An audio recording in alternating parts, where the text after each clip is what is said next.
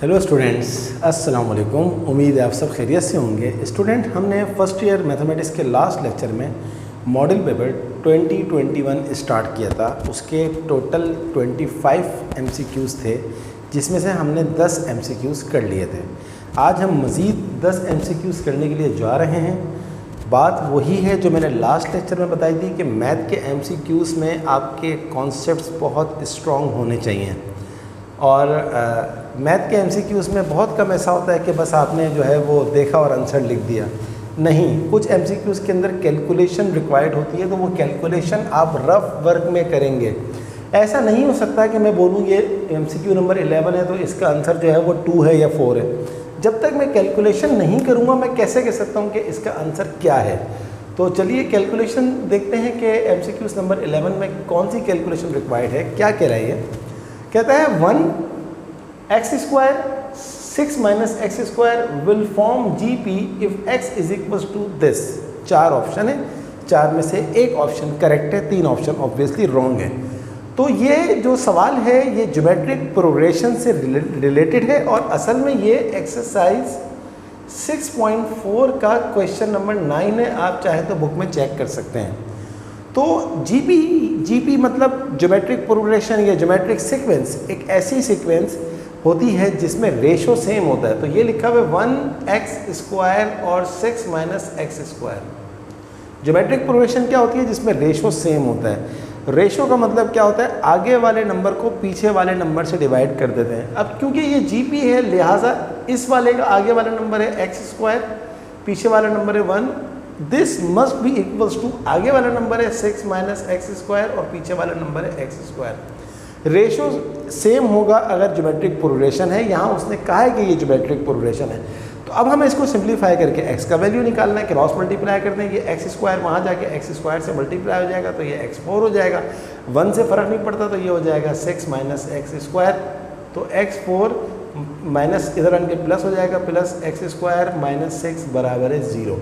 ये बन गई एक इक्वेशन जिसको हम मिडिल टर्म ब्रेक से कर सकते हैं। 6 × 1 = 6, 3 × 2 = 6, 3 - 2 1। तो x4 + 3x² - 2x² - 6 बराबर है 0।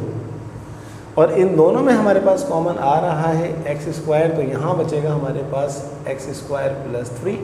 इन दोनों में कॉमन आ रहा है -2, यहाँ बचेगा x² + 3 = 0। इस बात की निशानी कि आपका ये MCQs जो आपने किया है, सॉरी ये जो आपने इसको मिडिल टर्म ब्रेक से किया है ये सही है या गलत है, इसकी निशानी ये है कि ये दोनों ब्रैकेट सेम होनी चाहिए। यहाँ सेम है तो ये हो गया जनाब x² - 2 और ये हो गया x² + 3 = 0। यहाँ से x² - 2 बराबर है 0 और यहाँ से x² + 3 बराबर है 0। तो x² - 2 वहाँ जाएगा तो +2 हो जाएगा और x² + 3 वहाँ जाएगा तो -3 हो जाएगा। तो x जब स्क्वायर हटेगा तो वहाँ पर स्क्वायर रूट लगेगा प्लस माइनस की साइन के साथ, और x² जब हटेगा, जब स्क्वायर हटेगा तो रूट लगेगा प्लस माइनस की साइन के साथ। अब आपके ऑप्शन के अंदर आप जानते हैं कि ये जो माइनस जब बाहर आता है तो यहाँ पर आ जाता है आयोटा।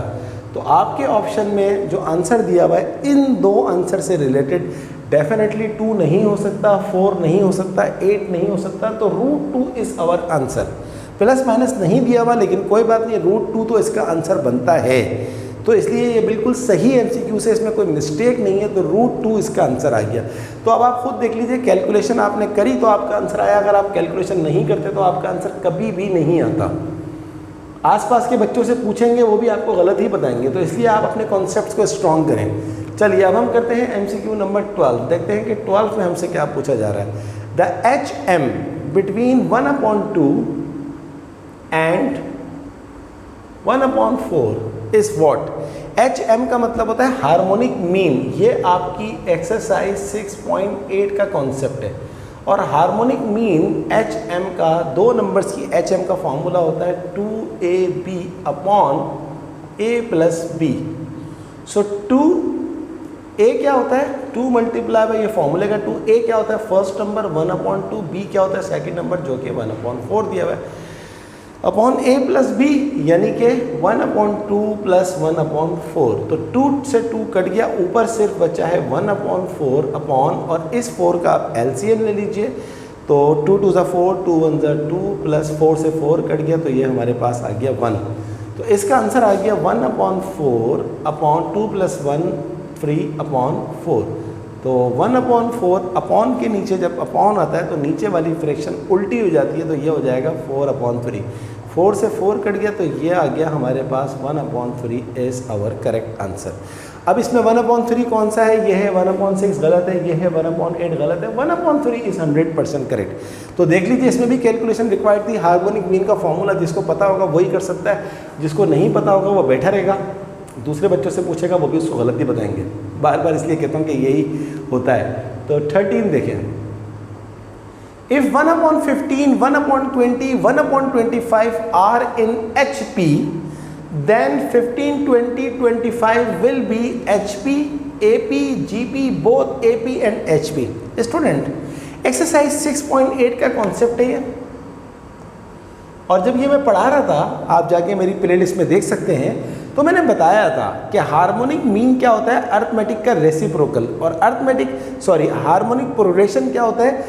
अर्थमेटिक प्रोग्रेशन का रेसिप्रोकल। और अर्थमेटिक प्रोग्रेशन क्या होता है? हार्मोनिक प्रोग्रेशन का रेसिप्रोकल। तो अगर ये हार्मोनिक प्रोग्रेशन है तो इसका उल्टा जो होगा वो क्या होगा? डेफिनेटली 1/15 का उल्टा 15 है, 1/20 का उल्टा 20 है, 1/25 का उल्टा 25 है। तो दिस शुड बी AP। तो ये अगर ये HP है तो ये AP है, अगर ये AP है तो वो HP है। तो इसका आंसर है second option, AP is the correct answer. चलिए अब हम करते हैं इसका नंबर 14।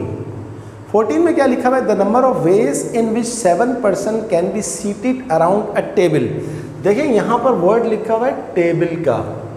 ये जो कॉन्सेप्ट है, ये कॉन्सेप्ट कहलाता है सर्कुलर परम्यूटेशन। क्या कहलाता है? Circular permutations. सर्कुलर परम्यूटेशन का जो वो है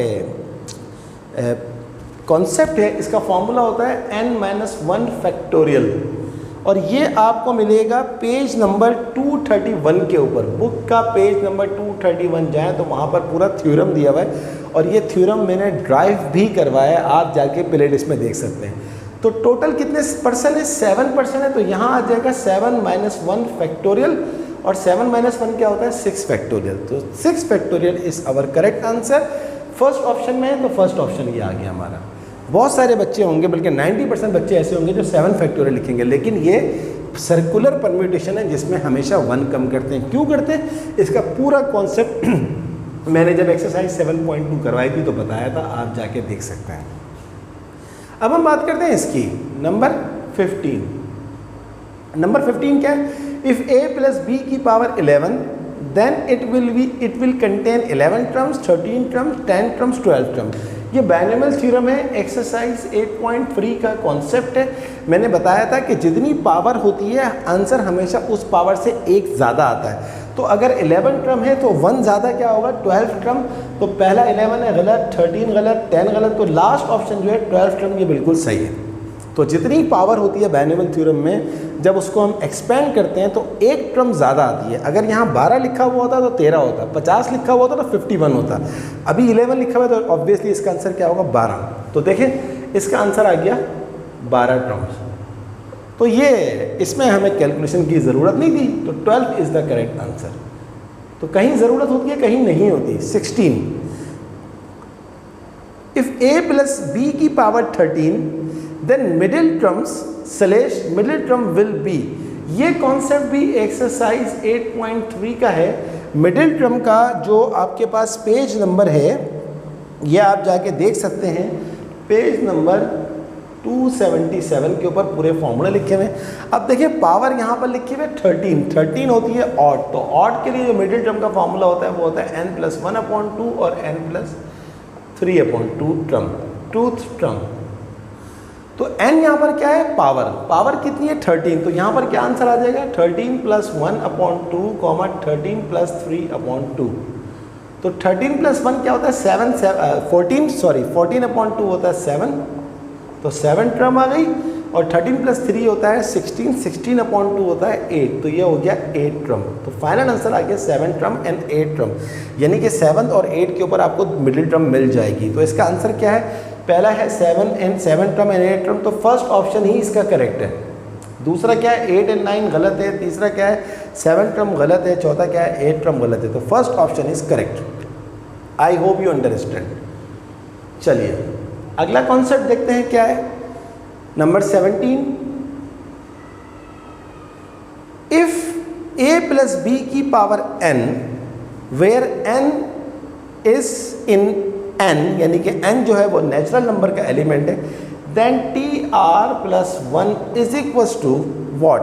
जबकि r क्या है? 0 1 2 3। स्टूडेंट के जनरल टर्म का फॉर्मूला है, एक्सरसाइज 8.3 है, पेज नंबर आप देख लीजिएगा 276 पे फॉर्मूला लिखा हुआ है। tr+1 का फॉर्मूला होता है NCR, a की पावर n - r, b की पावर r। तो इसमें भी कैलकुलेशन की ज़रूरत नहीं थी, फॉर्मूला याद होना चाहिए था।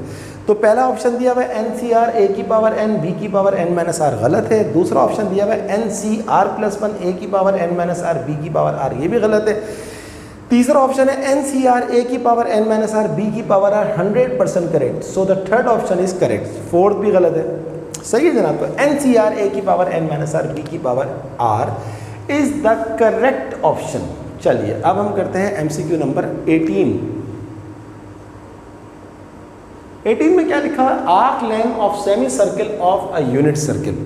स्टूडेंट ये कॉन्सेप्ट है एक्सरसाइज 9.1 का ट्रिग्नोमेट्री। आर्क लेंथ, तो आर्क लेंथ का बंदे को फॉर्मूला बताना चाहिए। आर्क लेंथ का फॉर्मूला होता है r θ। S is equals to R। यहाँ लिखा हुआ है यूनिट सर्किल। यूनिट सर्किल क्या होता है? एक ऐसा सर्किल जिसका रेडियस कितना होता है? 1 θ। अब सेमी सर्किल की बात हो रही है। सेमी सर्किल का मतलब होता है आधा सर्किल। आधे सर्किल का जो एंगल होता है वो होता है 180 डिग्री, और 180 डिग्री को अगर रेडियन में कन्वर्ट करेंगे तो पाई हो जाएगा। तो थीटा की जो वैल्यू है वो क्या है? पाई। तो S इज इक्वल्स टू 1 को पाई से मल्टीप्लाई करें तो पाई।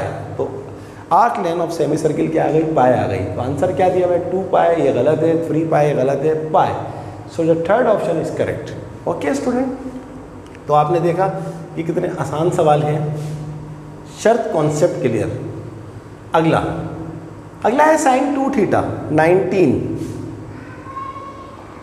sin 2 θ डबल एंगल के फॉर्मूले हैं। एक्सरसाइज 10.3 से पहले कॉन्सेप्ट दिया हुआ है।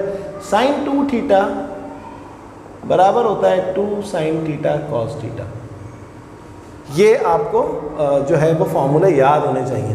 तो पहला ऑप्शन है 1 + 2 sin स्क्वायर θ, गलत है। दूसरा ऑप्शन है 2 cos स्क्वायर θ - 1, गलत है। तीसरा ऑप्शन है cos square θ plus sin square θ, गलत है। चौथा ऑप्शन है 2 sin θ cos θ। तो fourth option is correct. I hope you understand. Okay, 20 cos u - cos v, ये है सम टू प्रोडक्ट फॉर्मूले। सम टू प्रोडक्ट फॉर्मूले, ये फॉर्मूले भी आपको याद होने चाहिए। बुक का पेज नंबर है 324, वहाँ पर ये सारे फॉर्मूले दिए हुए।